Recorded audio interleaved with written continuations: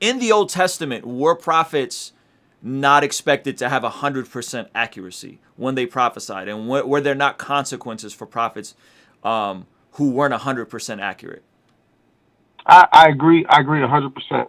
Yes, they should have been accurate. Okay, so in this era, but it seems like you're extending grace to some of these prophets that may have gotten it wrong, based on, like, if the Old Testament standard for prophet is 100% accuracy, why is it okay for folks to get it wrong now? Well, Moses was considered like the first prophet. Sure. God was literally speaking to him through a burning bush. He snatched Enoch up into heaven. He snatched Elijah up in a chariot. Mm-hmm. That's not happening with people today right now. Yeah. Yes, so they were like in a whole different level of closeness. Like they were talking directly to God. Mm-hmm. Now we're filled with the Spirit of God, Amen. But we have flesh. The same way that God, when Saul on the Damascus Road, mm-hmm. literally pulled up on him and knocked him off the horse. That's not happening to a lot of people right now. Mm-hmm. And so that's why I believe the difference is these guys were literally like with Adam and Eve. Mm-hmm. In the garden, just boom, no veil, talking to God, like walking with God. Yeah, that's good. That's good. Okay, no, that's fair. I think that's a. The tough part is when we have a long form conversation like this, you can make these discretions. The average person looking at this, when someone says I'm a prophet and therefore I decree and declare that Trump's going to be president, they're viewing prophets as someone speaking in the Old Testament. They're viewing a prophet as somebody walking with Jesus, right? Like so I think it's. You're making you're creating nuance and you're adding these discrepancies, which I think are fair, and I think those who are familiar with the prophetic community would say yes, it's not the same as those folks in the Old Testament.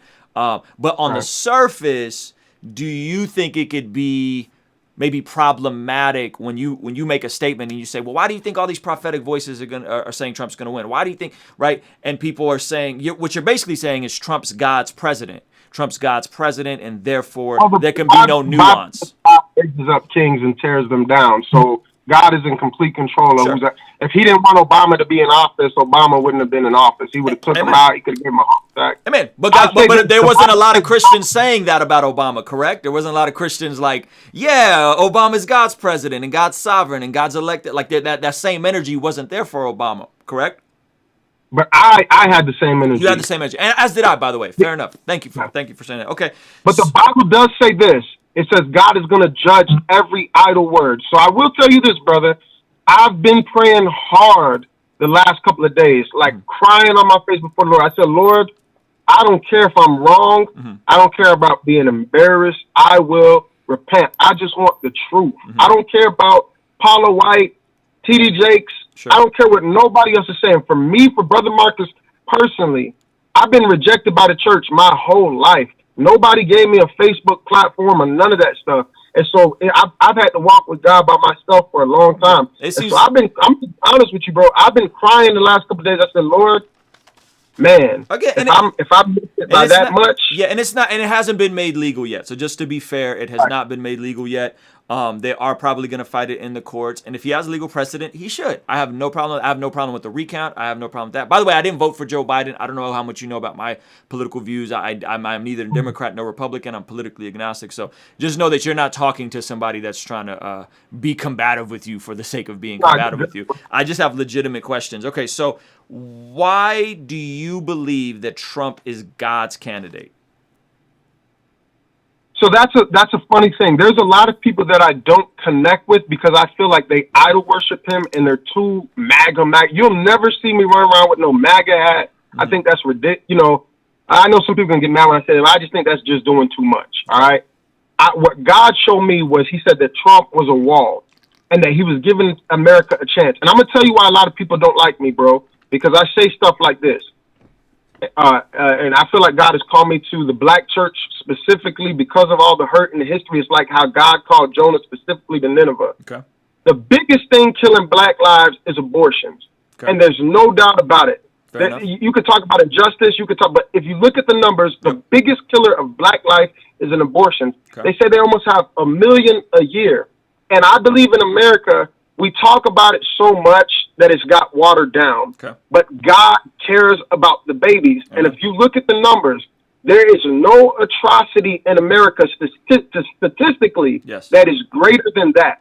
And so Trump has been coming against Planned Parenthood, but this is how God showed it to me. He said Trump is a wall, and he's going to give America a chance to repent. And he told me America is not going to repent, and they're going to crown a King Saul. And he told me that they're going to regret what they reject, because a lot of churches, they just see Trump through the lens of, I don't like him, I don't like his face, I don't like how he talks. And I always tell people, it's not about his past, or his personality. It's about legislation. Because if you want to be fair, you can't find one quote from Trump that is more racist than the stuff that Biden has said. Agreed. I've put that challenge out there many times. So there's a hypocrisy where we give grace to Biden.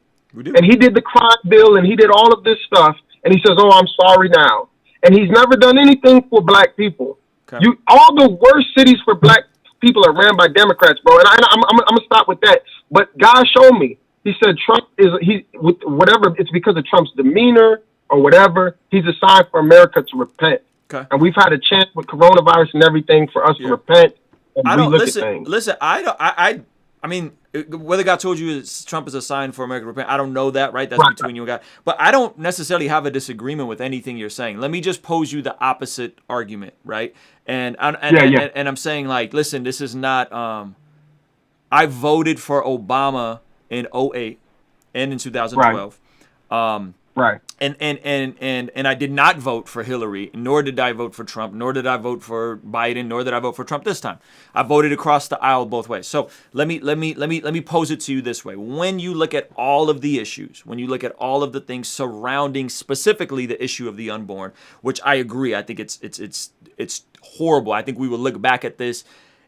Liberal, Democrat, conservative, we will look back at this the way we look back at frontal lobotomies, the way we look back at the Coliseum, the way we will look 20 years from now, 30 years from now, we will look back and be like, man, we was wilding. Like the fact that this was so normalized and so standard. And by the way, that is as ideological on the left, the whole like woman's choice, woman's body, woman, like that's just as ideological on the left. It's just as dogmatic. It's just as indoctrinating. I'm not going to disagree with you there. But what I'm saying is when someone looks at it and they say, hey, listen, Marcus, I hear you. But a conservative Supreme Court passed Roe v. Wade. Abortion wasn't a moral or spiritual issue in the public eye until 1978-79 with Jerry Falwell, who was associated with a guy named Paul Weyrich, who was a segregationist, was trying to move on and find another issue to attach the religious right to. So then they picked abortion. All of a sudden, Jerry Falwell, who funded Liberty University, starts preaching about it. All of a sudden, Ronald Reagan becomes pro-life, right? Republicans hold a conservative Supreme Court in 1992, majority Supreme Court. So majority Supreme Court passes Roe v. Wade. They get Ronald Reagan in office. They have another Supreme Court in 1992. They still don't overturn it, right? And then there's a partial ban. There's a ban on partial abortion in 2003. Obama gets in office, a pro-choice Democrat.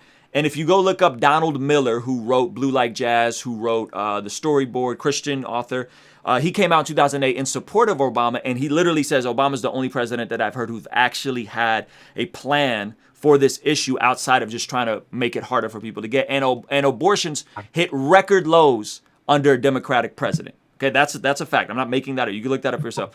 And then you get Trump, who was a pro-choice guy, right? A Democrat, pro-choice guy. All of a sudden, he's pro-life. All of a sudden, he wants to, do away with abortion, all this kind of stuff. Trump then increases funding for Planned Parenthood. Now, whether or not he had to or not, to compromise with the Democrats, he did. That's a fact.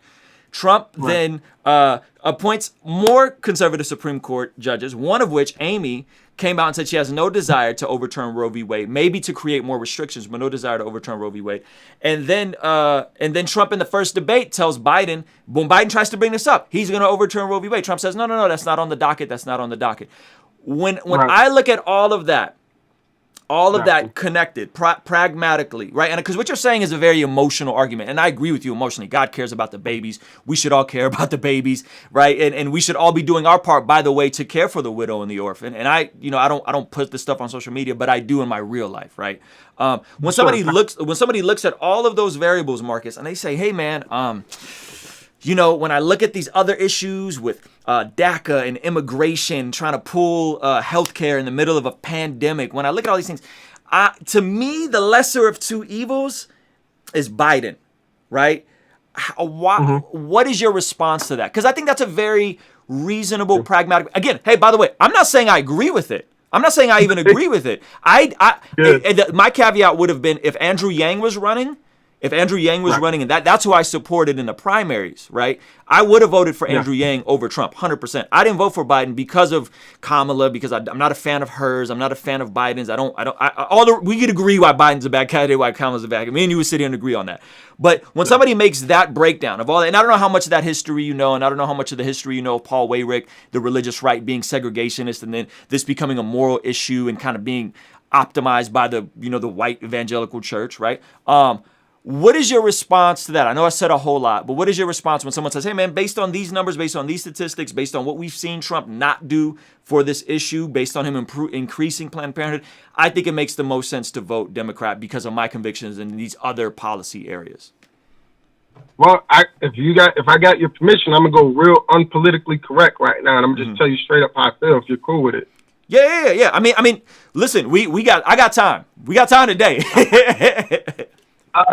So, number one, I don't expect them to ever overturn it. But the way that God showed it to me with America.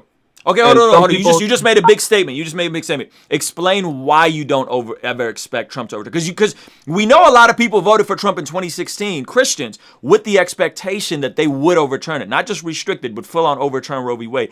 And that is the talking point of those on the left. He's going to take away women's rights, right? They believe that. Why do you? Because that's a very nuanced perspective that not a lot of Christians hold. You just said you don't expect him to overturn it. Why is that? I'm curious. I believe that some people are so evil that they will do the abortions themselves. And so they don't want that happening on their hands. So the wisest thing to do is just say the government's not going to fund it.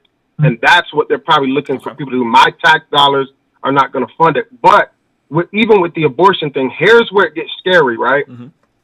No, this is biblical. You could talk about the enemy and territory. But it's like you give the enemy a little bit and he gains more and more ground. So we started with abortion. And people always want to use the argument about rape, even though that's only 1.5% at the time. From a spiritual aspect, if we're keeping it all the way 100, most people have abortions and they're sacrificing that baby to the idol of self. I don't want this baby to inconvenience me. I want to live my life. Okay. And that's what it is. But here's the scary part. Places like New York are pushing for full-term abortions. So if you look at abortions and you look at the LGBTQ, even under Obama, it started with what? Domestic partnerships. Oh, we just want to get married. Love is love. And if anybody looks at the progression over the years, now you've got kids talking about getting sex changes. You've got drag queens in the libraries, in the schools. Yeah. So it always starts as a little thing, and then it grows into more. So now we're talking about full term. The baby could have been in the womb 5 minutes before, and we still would have killed it. Let's back up. Let's be truthful.